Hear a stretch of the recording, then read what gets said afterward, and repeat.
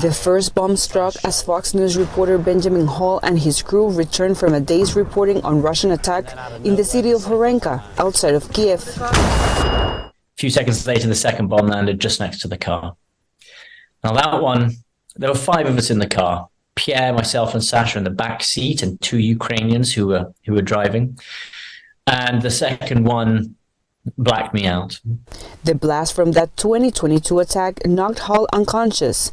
A vision of his family spurred him to get out of the vehicle. My daughter, my little 8-year-old daughter, right in front of my eyes came to me and said, "Daddy, Daddy," she said, "you've got to get out of the car."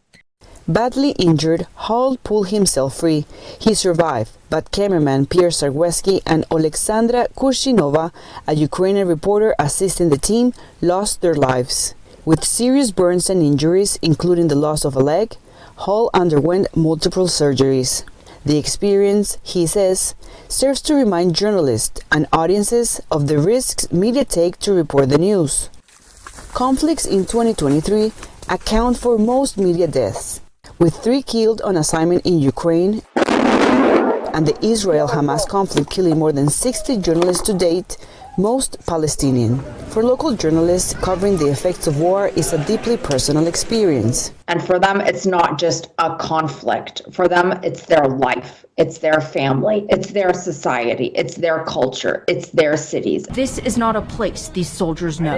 Damon, who covered conflict in Syria and Iraq, says journalists are also at risk of being targeted deliberately.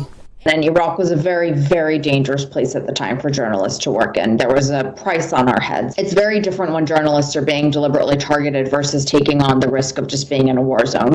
For the Israel-Hamas war, groups like the Committee to Protect Journalists emphasize the need for reporters to work safely. Their audiences, says Sharif Mansour, are counting on them. But hundreds of millions all over the world who are following this heartbreaking conflict try to understand it, and they rely on journalists in order to get timely and independent information and commentary. Hall and Damon agree that a free press is the main way for people to make informed decisions.